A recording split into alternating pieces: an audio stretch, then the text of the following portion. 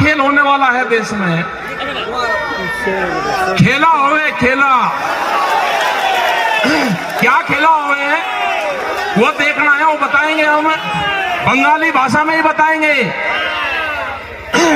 जब भारत सरकार 5 लाख से ज्यादा लोगों से नहीं डर रही, जो दिल्ली के चारों तरफ डेरा डालने बैठे हैं, जिसने पक्के मकान सड़कों के ऊपर बना दिए, तो आपका क्या खेल करेगी सरकार, वो हम बताते हैं क्या होगा बंगाल के साथ में।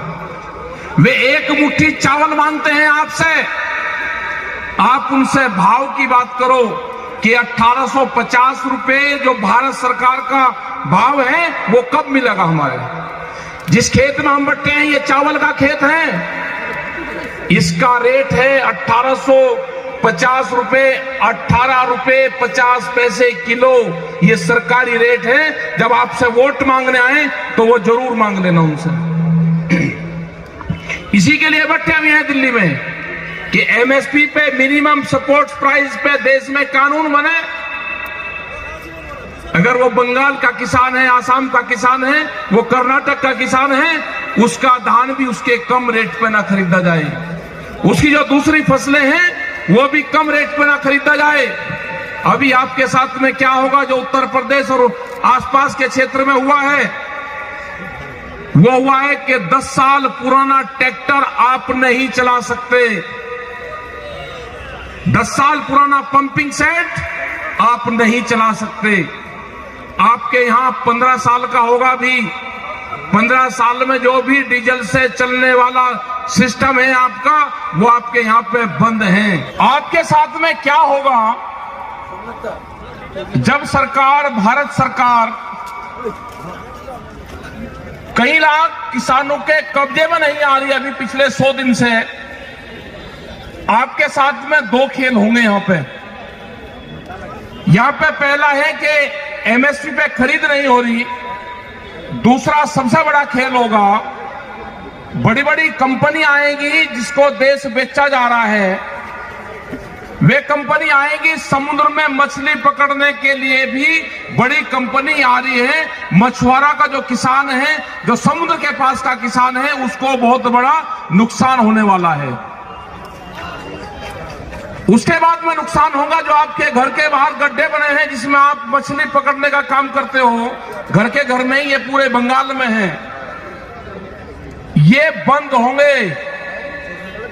वो कानून भी आएगा, जैसे दूध पे कानून आ रहा है कि डब्बे के अंदर एक किसान अपने पड़ोसी को भी दूध नहीं बेच सकता, ऐसे ही यहां पे भी ये कंपनियां काम करेंगी। क्या किसान जिंदा रह सकता है? ये बड़ी बड़ी कंपनियों के हवाले देश को करा जा रहा है। अगर किसी पार्टी की सरकार होती तो वो बात कर लेती, ये पार्टियों की सरकार नहीं, इस सरकार को कंपनी चलाती है। बड़ी बड़ी कंपनियां हैं जो सरकारों को चलाने का काम कर रही है। वॉलमार्ट जैसी कंपनी आ रही है, अडानी जैसी कंपनी आ रही है, जिसके हाथ में पूरे के पूरे विभाग बेच दिए, टेलीकॉम बेच दिया, हवाई जहाज बेच दिए, एयरपोर्ट बिक गए, रेलवे बिक रही है। अब अगला काम किसानों का है, किसानों का।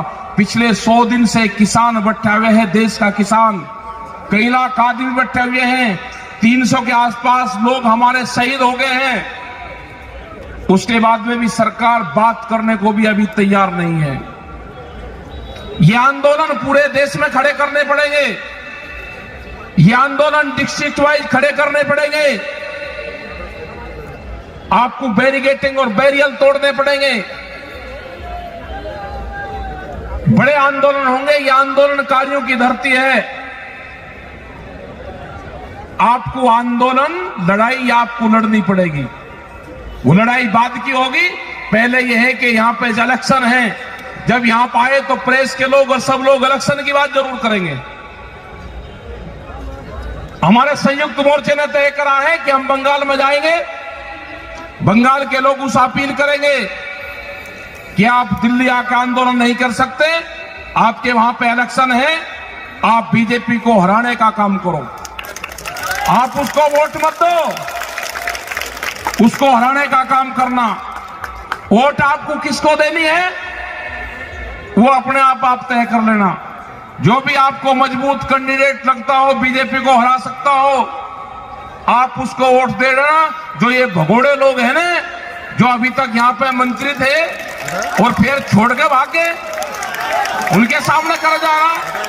एक महिला यहाँ पे लड़ाई लड़ रही पूरे भारत सरकार से, उसको एक्सीडेंट करवा दिया, उसको हॉस्पिटल में डलवा दिया। आप देख लेना किसको आपको देना है वो। हम तो संघर्ष वहां पे करते रहेंगे। हमने कहा कि जब तक 3 बिल वापसी नहीं होंगे, किसान घर वापसी नहीं जाएगा। जब तक एमएसपी पे कानून नहीं बनेगा, किसान घर वापसी नहीं करेगा। एमएसपी पे अगर कानून बनेगा तो यहां से भी चावल पैदा करने वाले किसान को 1850 रुपए अगर कोई भी खरीद करेगा, या सरकार खरीद करे या कोई व्यापारी खरीद करेगा आपके गांव से, तो उसकी रसीद आपको देगा पक्की। 1850 रुपए से कम पे वो खरीद नहीं कर सकता। ये कानून बनेगा।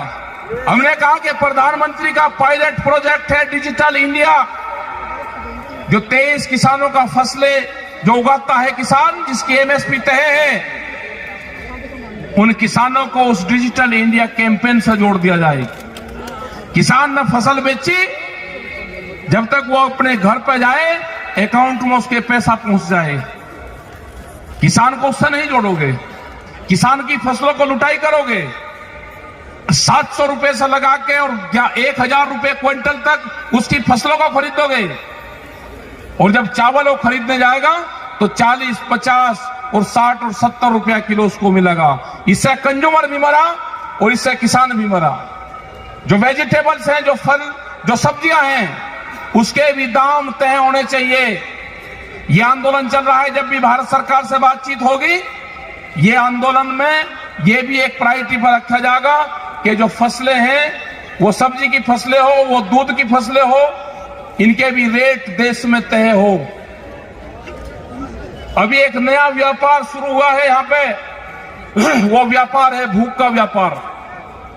जो हमारी माताएं बहनें बैठी है, अगर ये सोना पहनती थी तो एक सर्वे हुआ, ये सोने का इस्तेमाल एक साल में 17 बार करती हैं।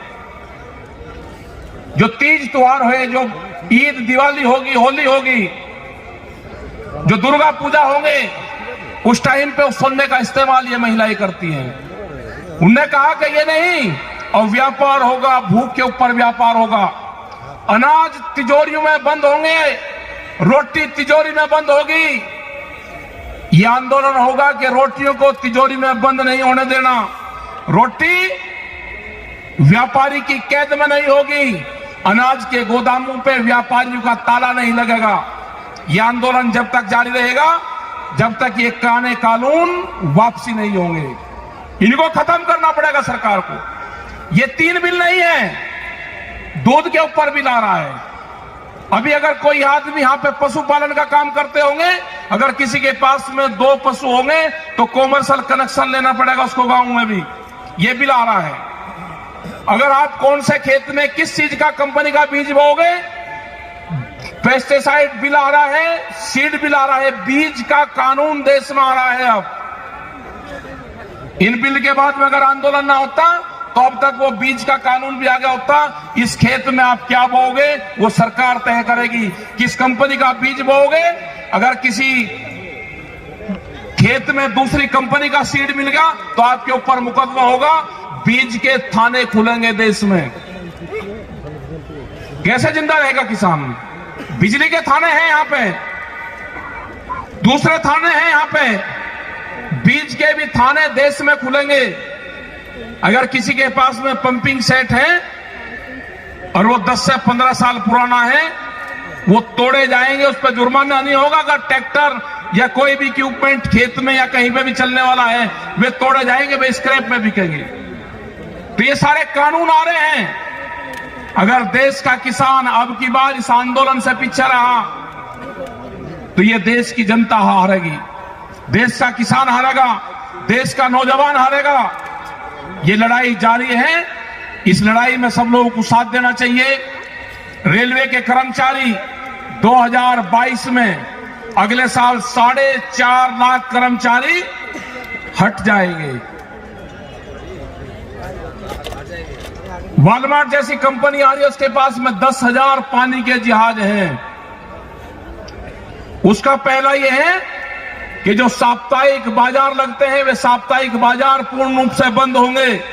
उसमें पूरे देश में 4.5 करोड़ लोग रोजगार पाते हैं, वो खत्म होंगे सारे के सारे। आगे है कानून, अगर कोई एक्सप्रेस वे निकल रहा है उसके 1 किलोमीटर के दोनों तरफ कोई भी कॉमर्शियल एक्टिविटी नहीं हो सकती। कोई भी अपना पान का खोखा, बीड़ी का खोखा, चाय का खोखा, पंचर लगाने की दुकान वो नहीं कर सकता। उसको लाइसेंस लेना पड़ेगा, जैसे पेट्रोल पंप का लाइसेंस मिलता है। ये भी कानून आ रहा है। तो करीब 40 से ज्यादा कानून अभी देश में इस तरह के आने वाले हैं। उससे देश नहीं बचने वाला, बर्बाद होगा पूर्ण रूप से। और ये सारी की सारी जमीनें हमारी कंपनियों के पास में जाएगी। यहां पर आएगी वो कंपनी और वो कहेगी कि 40,000 रुपए एकड़ का अगर रेट है तो वे 60,000 रुपए एकड़ आपको देंगे। तो किसान उसको तुरंत देगा और वो एग्रीमेंट होगा आपका 30 से 40 साल का। हमारे लोग शहरों में शिफ्ट होंगे, अपने गांव में ही कहेंगे 60,000 रुपए एकड़ का बहुत है। इन जमीनों में केमिकल डाला जाएगा, ये जमीनें बर्बाद होंगी। 50 से 70 साल के बाद में हिंदुस्तान में अगर ये कानून आते हैं तो कोई खेती लायक जमीन यहां पे नहीं रहेगी। यहां पे इंडस्ट्रीज लगनी है, उसके लिए सस्ता मजदूर चाहिए और मजदूर आवेगा गांव से, मजदूर आवेगा खेती से। ये इसलिए पूरा प्रोग्राम चल रहा है। और एक इस तरह का देश चाहिए था कि जिसकी जनसंख्या ज्यादा हो, वो मजदूरी का काम करे, उनको भोजन की जरूरत होगी तो दूसरे मुल्कों से भोजन उनके लिए आए, और आप 3 काम के लिए हिंदुस्तान का नौजवान और हिंदुस्तान की जनता रहेगी। खाने के लिए मार्केट, मजदूरी करने के लिए फैक्ट्री और वोट देने के लिए वोटर। आप सिर्फ 3 काम करोगे, चौथा काम आप नहीं कर सकते। तो इसलिए आंदोलन में आपको जुड़ना पड़ेगा। नौजवानों के हाथ में बड़ी ताकत है। आप सब नौजवानों को देश के खड़ा होना पड़ेगा, जुड़ना पड़ेगा। आपने इस टाइम तक बातचीत सुनी, आपका बहुत बहुत धन्यवाद। आप वोट मत देना उसको, वोट मत देना, संघर्ष करो। वोट नहीं देना उसको, संघर्ष आपको करना पड़ेगा। इनको यहां से बैरंग भगा दो। दिल्ली में हम बैठे हुए हैं, इनकी तलाश में यहाँ पे। ये सरकार वहां से, दिल्ली सरकार 1.5 महीने से गायब है।